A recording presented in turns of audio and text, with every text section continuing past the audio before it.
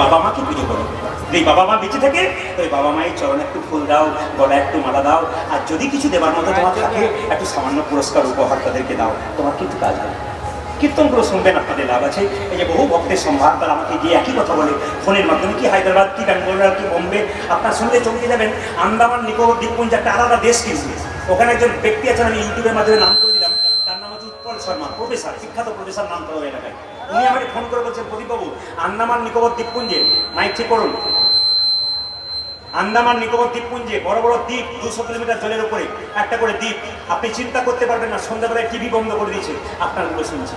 ওখানে একটা প্রবলেম, সমস্যা আছে, আপনাকে ডাকছি, আপনাকে খুব গুরু বলে মানে, আপনি আসুন, সমস্যার সমাধান হয়ে যাবে। কিন্তু আমি সময় দিতে পারলাম না, 3 বছর ধরে ফোন করলেন উনি, আমি ওনাকে ডেট দিতে পারলাম না। এমন একটা ডেট চাইছেন যে ডেটে, যেখানে বেড়াবার জন্য মানুষ অনেক দূরে দূরে চলে যায়, কিন্তু আমরা ভাগ্য পেলাম না আমাদের, কেন বলুন তো, আমরা সময় দিতে পারলাম না। ওনাকে বললাম আমি চেষ্টা করবো, যদি বেঁচে থাকি নিশ্চয়ই আমি সময় দেওয়ার চেষ্টা করবো, যদি কোনো বছর মিলে যায়, প্রতি বছর তো মিলে না, সব জায়গাতে মিলে যায়। তো সবাই লক্ষ্য করুন, যে যেখানে বসে আছেন মন দিয়ে শুনবেন, সেদিন বাবা মাকে চরণে ফুল দেবেন। কেন বলুন তো, গাছ যদি বুড়ো হয়ে যায় সে ফল দিতে পারে না, ছায়া দিতে পারে। গাছ যদি বুড়ো হয়ে যায় সে ফল দিতে পারে না, কিন্তু ছায়া তো দিতে পারে। বাবা মা যদি বুড়ো হয়ে যায় সে অর্থ দিতে পারে না, রোজগার দিতে পারে না, কিন্তু আশীর্বাদ তো দিতেই পারে। আপনারা সবাই শুনবেন, এই যে বয়স্ক বাবা মারা আছেন বাড়িতে, সম্মান দেবেন, ইনারা আপনাদের অনেক আশীর্বাদ দেবেন। ইনাদের আশীর্বাদ যদি কারো উপরে পড়ে না, একবারে সব ঠিক হয়ে যাবে। ভগবান কৃষ্ণ সুদামাকে, সুদামা, এই জগতে 3 রকমের গুরু আছে। প্রথম গুরু পিতা মাতা, যার থেকে জন্ম পেলি সে তুই কেঁদে বেড়ায়, আর তুই যতই কৃষ্ণ নাম কর তোর কোনো লাভ হবে না, তাদের আশীর্বাদটা দরকার আছে।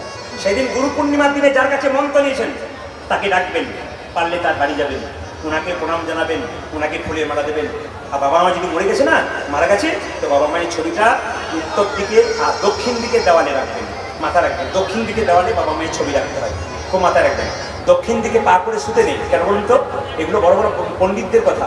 দক্ষিণ দিকে পা করে শোবেন না কেন, আমাদের যারা আত্মীয় স্বজন মারা গেছে তারা দক্ষিণ দিকে বাস করে, ওটা জমদুয়া, ওই দিকে পা করে শুনলে ওদের অপমান করা হয়। উত্তর দিকে মাথা করে শোয়া না কেন, কেউ যদি মারা যায় উত্তর দিকে মাথা করে শোয়ানো হয়। তাছাড়া আপনার যদি বইপত্র পড়েন, তাহলে আমি বলি, আমি একটা বই পড়েছিলাম খুব সুন্দর, চরক সংহিতা, চরক ঋষি, চরক ঋষির বই আছে, ঋষিরা খুব সুন্দর কথা বলেছেন। চরক ঋষি বলছেন যে উত্তর দিকে মাথা করে কেউ যদি প্রতিনিয়ত শুয়ে থাকে তবে তার শরীরে ব্যাধি হয়। আমার কথা নয়, এটা চরক ঋষির কথা।